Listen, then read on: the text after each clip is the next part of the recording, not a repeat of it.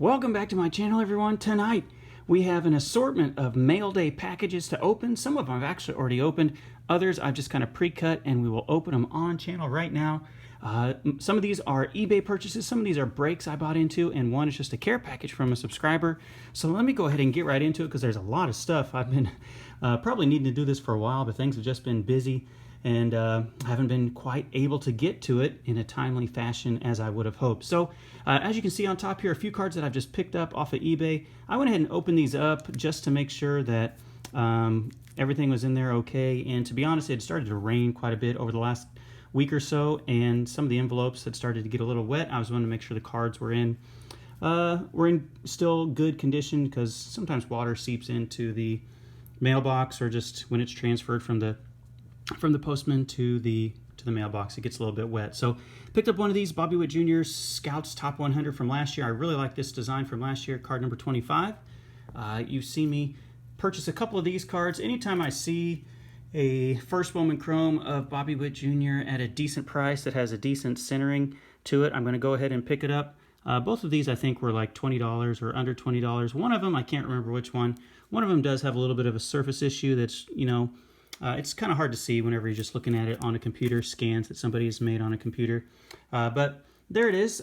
Both of those for good deals. Some people have been asking me in my videos. I haven't had quite the opportunity to reply in the comments how Bobby Witt Jr. has been doing. He's with AA right now. Not exactly lighting the world on fire, but some of that is to be expected. He'd never played above rookie ball, I believe, before this year, and obviously he kind of tore it up in spring training and people were getting their hopes up.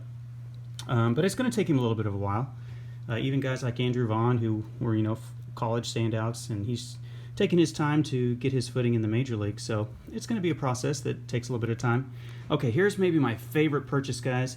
I've been kind of looking for this card. It's in saran wrap. I'm not exactly sure why. I've been kind of looking for this card, the Juan Soto US 300 update from 2018 Topps Update. I thought it was going to be out of my price range and I was going to have to wait a while, and I saw a deal on eBay that I could not believe. In fact, I almost wasn't sure if I was going to be getting scammed or not because the price was so good. I believe I got this card for $29.99, like 30 bucks shipped. And this card typically is listed for in the 50s, 60s, 70s range raw. And so when I saw it there for $30, I had to do a double check because the person had listed a variety of 2018 cards, Gleyber Torres, Juan Soto, and Ronald Acuna Jr. in one kind of listing, and you could, there's a drop down where you could pick which card. And I was like, wait, is this the legit card? $29.99? But he had whoever the seller was, had the Ronald Acuna listed at $70 or $80.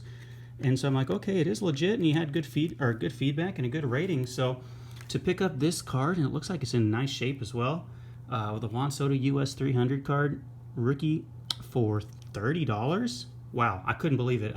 I clicked buy, and I was like, oh man, I hope I'm not getting scammed, but it was just too good of a deal to pass up. And then the card is the legit card. So that's maybe my favorite card that I've picked up in this set. So here is my buddy Kevin at Kevin's Budget Card Breaks. He had a Bowman break last week or a couple weeks ago, and I bought into it for the Bowman possibility of getting the Austin Martin Toronto Blue Jays. I was quick enough to pick up the Blue Jays, I believe, and the Royals.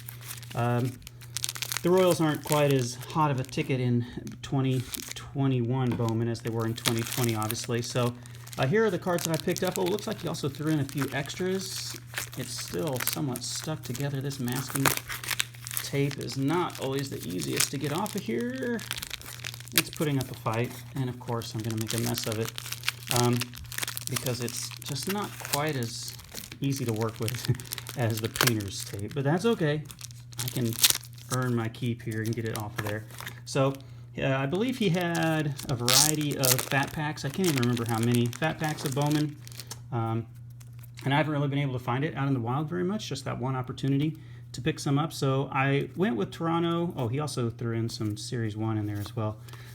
Picked up Toronto in the hope to get the Austin Martin rookie card, and ended up with some cool Nate Pearsons, and then it looks like he threw that just in for fun.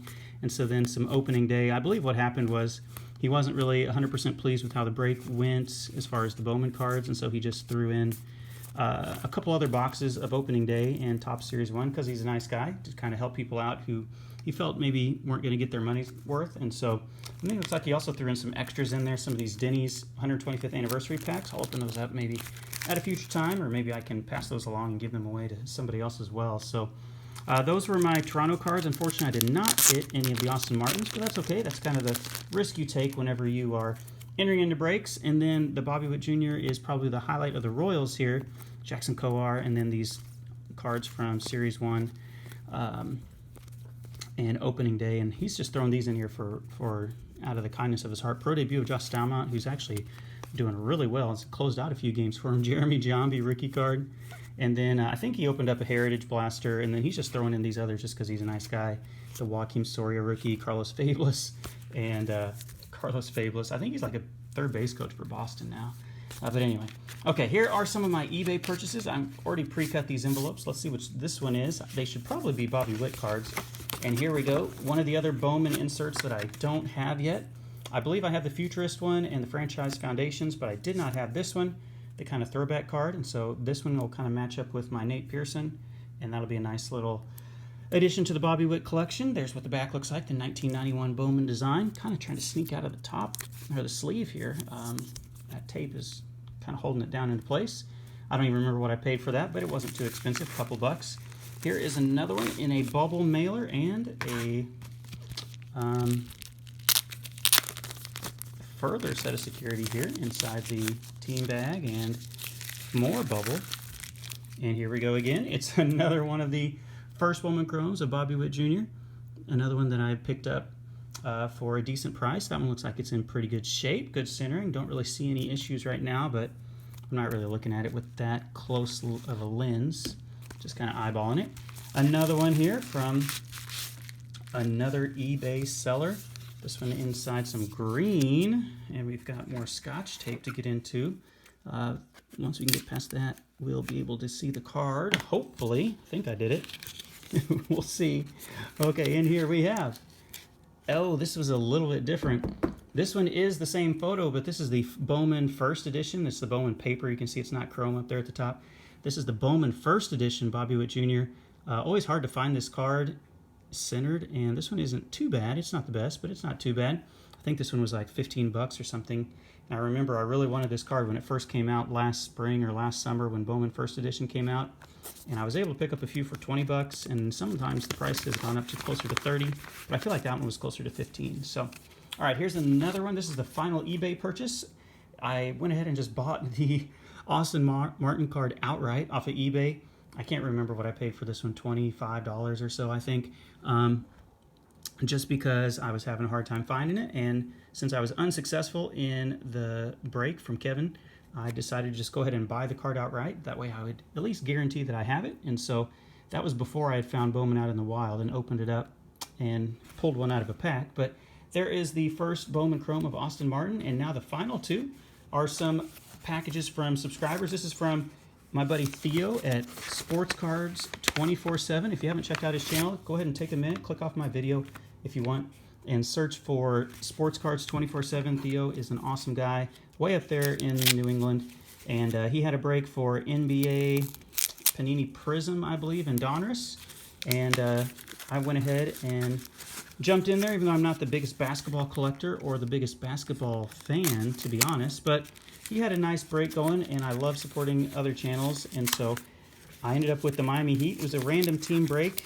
and so I've got a few Donruss cards here of Miami Heat players, and I'm not exactly sure if they're even any that, desirable, but here is what we have. If I can get into the team bag, yeah, had it flipped around there. I was just trying to open up the wrong side.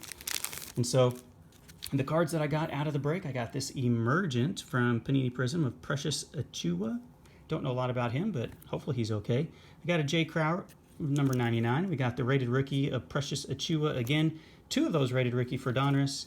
And then we just got the base card of Jimmy Butler and Derrick Jones Jr. So did not end up with one of the most desirable teams. Obviously, the big name would have been the LaMelo Ball card. And we did get a couple of those pulled in the break, but just none of them were my team, and that's okay. That's kind of the way it goes. All right, and then the final one, this is from one of my subscribers.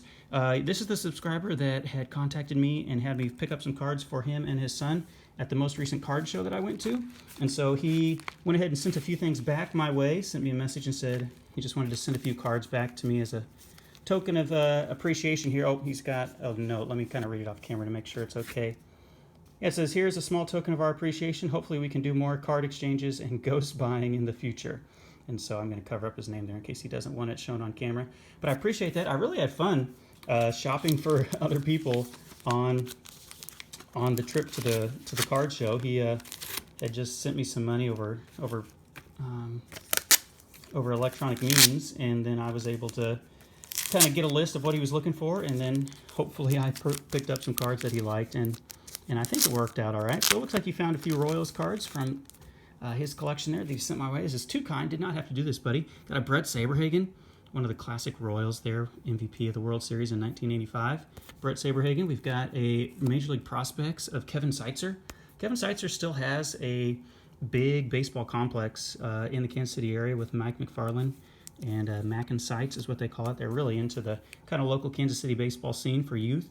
Got a George Brett, these old school cards. I remember these as a kid, 1986. I don't know if I had this exact card. Mine might have been more 87, 88, 89. These kind of mini cards, really nice. I like that one a lot. 86 of Frank White, Royals Hall of Famer, had his number retired. Freddie Patek, that's a really old one, 1976. We've got a Tom Flash Gordon. His son is D. Gordon, or now D. Strange Gordon. Got one of these stickers. It's way miscut there at the top. Kind of interesting from Fleer. Got this All-Star card from George Brett. I believe this is 1984. No, 1982, excuse me.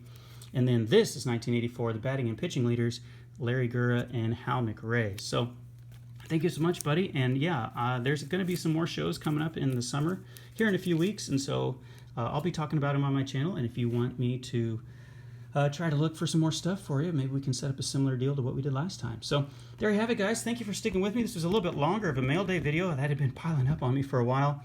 We had quite the assortment there of cards where there was the Bowman, the Bobby Witt Juniors, a little bit of break action there with some basketball thrown in, and the Juan Soto, which is definitely my favorite card of the purchase, my favorite card purchase of this video. So thank you so much for watching, and I will catch you in another video shortly.